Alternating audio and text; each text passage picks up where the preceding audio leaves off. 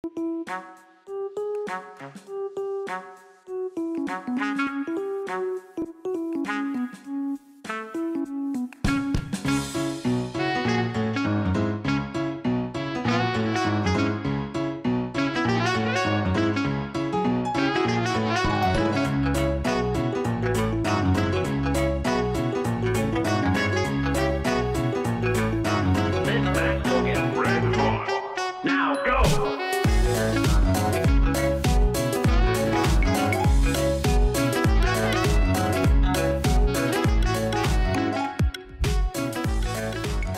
faut clairement voir le saut conceptuel qui a été réalisé depuis les années 50-60.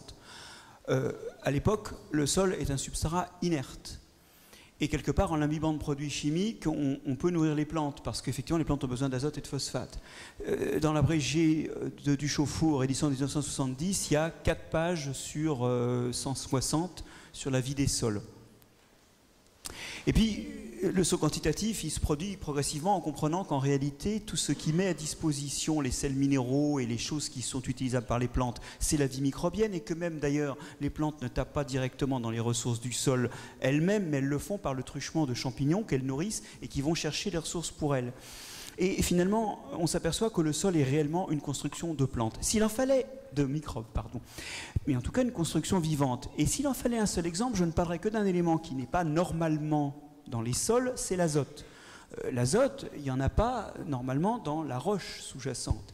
Il arrive entièrement grâce à des bactéries qui, pour leurs propres besoins d'abord, mais à leur mort, elles relarguent ça dans le sol, exploitent l'azote atmosphérique. Donc il ne devrait pas y avoir d'azote dans le sol, et cet azote qui, quand on regarde une forêt ou une pâture, tourne entre le sol et la plante et revient au sol et retourne dans la plante, cet azote, il a été à un moment incorporé par des microbes utilisant l'azote atmosphérique pour faire leurs protéines dans le sol.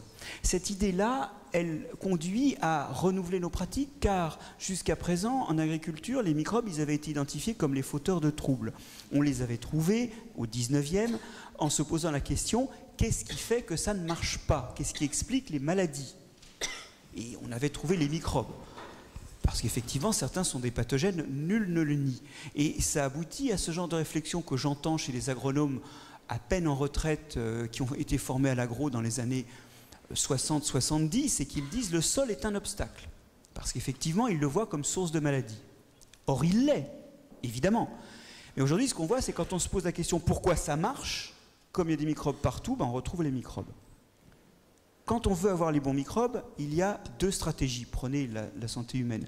On peut inoculer les microbes que l'on souhaite avoir. C'est les fameux probiotiques qui sont vendus en pharmacie. Et puis, on peut aussi souhaiter dans l'alimentation amener dans le tube digestif où se trouvent les microbes que l'on souhaite des aliments qui leur sont favorables, ou qui tout au moins sont favorables à ceux que l'on souhaite développer. Ce sont les prébiotiques, ces aliments pour les microbes. Et vous savez, les prébiotiques, c'est les fibres alimentaires. On vous dit manger des fibres, c'est juste parce que vous ne les digérez pas, bien sûr, les fibres. Mais vos microbes, eux, sont les microbes les plus favorables que vous puissiez souhaiter, et en particulier ceux qui sont anti-inflammatoires dans le tube digestif, mangent ces fibres. Alors, en agriculture, il en va de même. Vous pouvez vous dire, je veux avoir dans mon sol soit ces champignons qui aident les plantes à se nourrir, soit des champignons qui ont d'autres rôles positifs, même des bactéries qui ont des rôles positifs pour la plante, et vous pouvez les amener. Moi, j'aime pas tellement ce réflexe, parce que ce réflexe, c'est encore un réflexe d'intrant, c'est j'amène. Le réflexe qu'il faudrait avoir, c'est celui qui renvoie aux prébiotiques, c'est d'avoir les gestes qui aident les microbes du sol que l'on souhaite à être présents sans les amener activement.